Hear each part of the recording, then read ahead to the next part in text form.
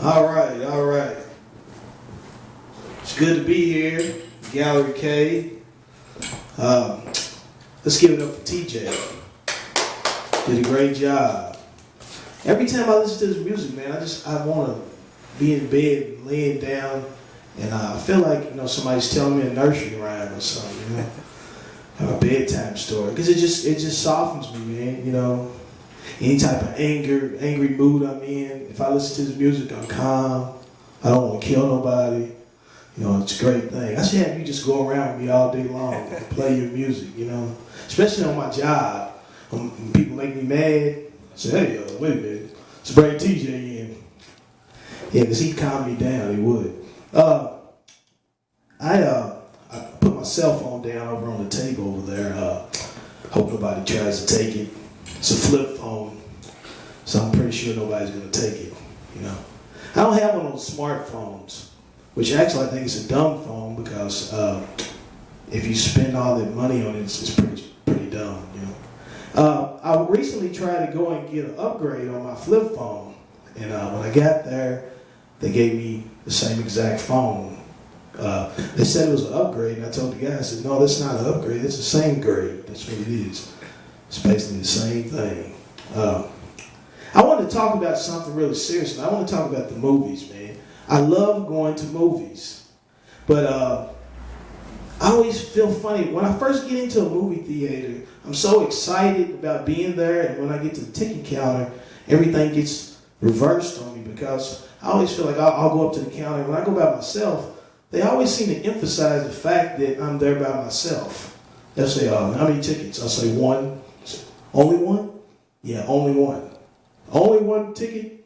And then I feel like somebody, usually what they do is they get on the intercom system and say, we got the one guy here by himself. He's not with anybody else. He's a loser. He's lonely. One ticket for this guy right here. I hate that, man. And then, in some movie theaters, man, they haven't, upgraded. So when you sit there, you're in these tight quarters. And if you don't sit in the right place and somebody continues to get up and go to the restroom over and over and over again, you got to get in the fetal position to let them go by. You feel like you're in a woman's womb or something, It's so tight in those places. But I recently went to a new movie theater where they have these lounge chairs, where they recline. And it's a good thing, but it's just such thing as being too comfortable. What are they going to have next? Are they going to have like a bed in there for you and cover and sheets? Nobody needs to be that comfortable. I was in there and there was a guy, he got really comfortable, man. He started snoring in the middle of the movie, and then after that, maybe like minutes later, he started to fart. And I was like, yeah, you don't need to snore and fart. And then people got upset and they brought the ushers in and they made the guy get up. They said, you get up and you stand here and you stand that sleep off, so guy had to stand up for a while.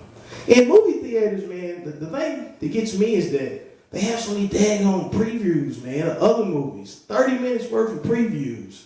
And the previews will go so long that when you see one movie, they'll show everything. So the next time you go and you actually go see that movie, you say, I already seen the whole movie. My God, it's just ridiculous. And what gets me is like recently they've had so many a rash of different violent situations in these theaters. People want to shoot people, man. And they come into the movie theater and all of a sudden they get violent. And I'm thinking to myself, was the movie that bad? You want to shoot somebody, can't suck that much, But I always think to myself, what they try to do is beef up security in the theaters. They want to have cops there. The cops stand on the outside in the lobby and they want to watch everybody walks in. I'm like, when you see these incidents on television, the violence is not in the lobby, the violence is inside the theaters. Why do they let the cops stay inside the theater? You know what I mean? Give him some free popcorn and pop and let him have his gun and let him shoot people if something happens. But everybody wants to protect themselves nowadays. Everybody wants to have a gun. They say, I'm going to protect myself. Man, you think if you got 500 people in the theater and everybody's got a gun, everybody's going to die. There's not going to be a survivor, So you got to think some of this stuff out, Movies are funny, though. I love movies because you have great actors, man. Great actors in the theaters, in the movies. But some of these people, they're great actors, and some of them are not good at all. Like, I talk to myself like John Wayne. John Wayne is not a great actor. He's John Wayne. He's John Wayne. John Wayne is a cowboy. John Wayne, if he's an ambulance driver, he's John Wayne. If John Wayne's a cop, he's John Wayne. What do you think about like Samuel L. Jackson? In every movie Samuel L. Jackson, he's an angry black man, you know? Doesn't matter who he is. Samuel L. Jackson could be a monk. He's an angry monk black man, you know? And I think to myself, like, you think about Tom Hanks always loses himself in the role. He's a great actor. So these guys should like go to him and take some acting classes. Yeah. I think I could beat somebody on television. I would like to be a weatherman. Because weathermen, they basically guess. I mean, seriously, you think about it. These people go to school so they can get in front of you and tell you there's a 50% chance of rain. That sounds like a guess to me. I mean, there's a 50% chance of everything. I could walk out here and get hit by a car. That doesn't make me great at that, you know. I was just dumb and got hit by a car, you know. I love this venue right here because this is what I want to do for a living. But what I'm doing for a living right now, currently, I am a janitor. And I hate that job. The job sucks. You know, this is the only time in my life when I can actually clean up and look like somebody. Because when I go to work, I look like a janitor, man. And nobody has respect for the janitor. They don't. The janitor is like toilet paper because you never recognize him until he's gone, you know. And you have people go in, and that's what they do when they go in the bathroom. They panic. When they don't see toilet paper, they don't see a janitor, they panic. Have you ever seen somebody go in the bathroom and they sit there and they don't see the toilet paper? Say, oh my God, the toilet paper's gone. Some people, they improvise because I've seen people walk in and they'll have a shirt on, and if the toilet paper's not there and they walk out, they don't have a shirt on, you know? Well, that's the way you do it, I guess. But then that's when they call me because they say, man, somebody just shoved his shirt inside the toilet. Oh, great. Another one of those great jobs, huh? Yeah, and see, I work in a high school, and I'm around big kids. People, see, I worked around the small kids at one time, too. People say, well, what's the difference between working around small kids and teenage kids? And I said, well, the small kids, they look like angels and they act like demons, and the older kids, they look like demons and they are demons. That's the same thing, you know? And they always look suspicious, man. When I'm walking down the hallway with my broom and dustpan, and I see one of these teenagers walk by, they always look like they're about to do something. Because when you look at it, look. And it scares me, man. You know, I don't want to be like that, you know. Because I feel like, hey, if something's going to happen, you know, I'm not going to be a hero. I'm not.